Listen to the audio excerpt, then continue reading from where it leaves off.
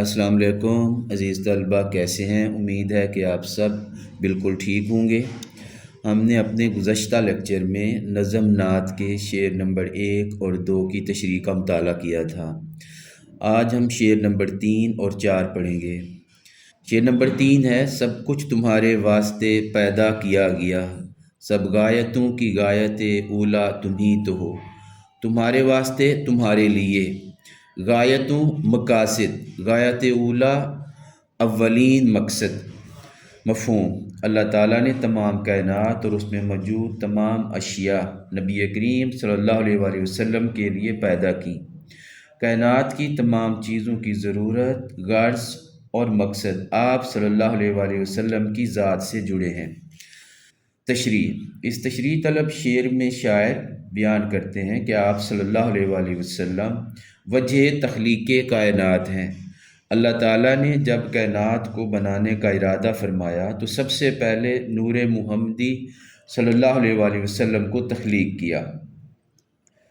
شاعر مزید بیان کرتا ہے کہ اس تشریح طلب شعر میں حدیث قدسی کی طرف اشارہ ہے، جس میں اللہ تعالیٰ فرماتا ہے کہ اگر محمد صلی اللہ علیہ وآلہ وسلم کو پیدا کرنا نہ ہوتا تو کائنات کی کوئی چیز نہ بناتا، یعنی کل کائنات اور اس میں موجود تمام اشیاء، انسان، حیوان، نباتات، جمادات نبی کریم صلی اللہ علیہ وآلہ وسلم کی ذات کے لیے پیدا کیے گئے۔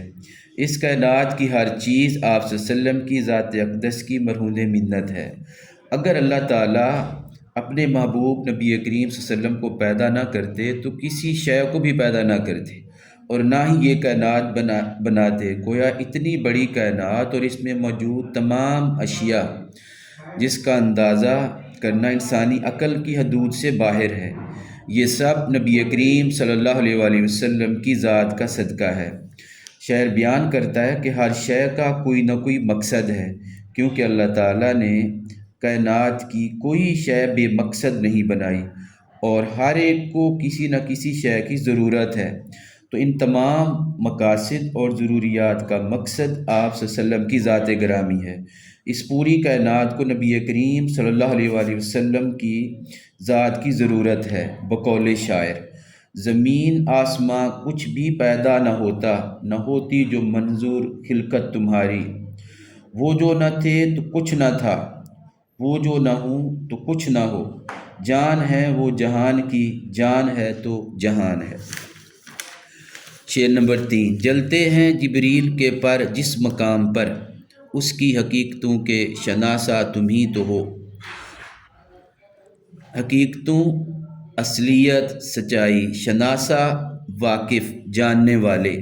مفہوم: جس جگہ یعنی سدرۃ المنتہا سے آگے حضرت جبریل علیہ السلام بھی نہیں جا سکتے، مگر آپ صلی اللہ علیہ وسلم اس سے آگے اللہ تعالیٰ کو ملنے گئے۔ اللہ تعالیٰ کی حقیقت اور تمام راز صرف آپ صلی اللہ علیہ وسلم ہی جانتے ہیں۔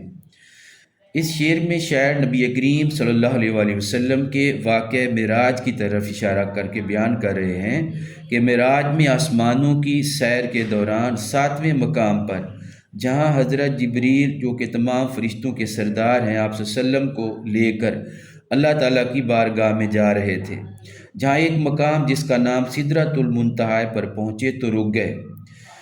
اس سے آگے وہ نہیں جا سکتے تھے کیونکہ اس مقام پر نور الہی کی تجلیات اتنی زیادہ تھیں کہ ان کے پر جل جائیں گے اگر وہ تھوڑا سا آگے بڑھے۔ تو نبی کریم صلی اللہ علیہ وسلم اس سے آگے اللہ تعالیٰ کے پاس صلی اللہ علیہ وآلہ وسلم کا مقام و مرتبہ اللہ تعالیٰ کے مقرب فرشتوں حتیٰ کہ ان کے سردار حضرت جبریل علیہ السلام سے بھی بہت بلند ہے۔ آپ اللہ تعالیٰ کے پاس تشریف لے گئے اور تمام کائنات کے راز و نیاز کی باتیں ہوئیں۔ اللہ تعالیٰ نے آپ صلی اللہ علیہ وسلم کو اپنا دیدار عطا کیا، جو آپ صلی اللہ علیہ وسلم سے پہلے کسی نبی کو نصیب نہیں ہوا تھا۔ خدا نے اپنے لطف رحمت سے آپ صلی اللہ علیہ وسلم کو اپنے قریب کیا، یہاں تک کہ 2 کمانوں کے برابر فاصلہ رہ گیا تھا۔ اللہ تعالیٰ کے بعد نبی کریم صلی اللہ علیہ وسلم ہی ہیں جو اس کائنات کے تمام راز اور حقیقتوں کو جانتے ہیں۔ آپ صلی اللہ علیہ وسلم ہی سب کچھ جاننے والے، اس کے علاوہ یہ مرتبہ کسی نبی اور فرشتے کو حاصل نہیں۔ بقول شاعر: خدا کے قرب میں جانا حضور جانتے ہیں، وصال رب کا ٹھکانہ حضور جانتے ہیں۔ امید ہے کہ آپ کو ان دو اشعار کی سمجھ اچھی طرح سے آ گئی ہوگی۔ اللہ حافظ۔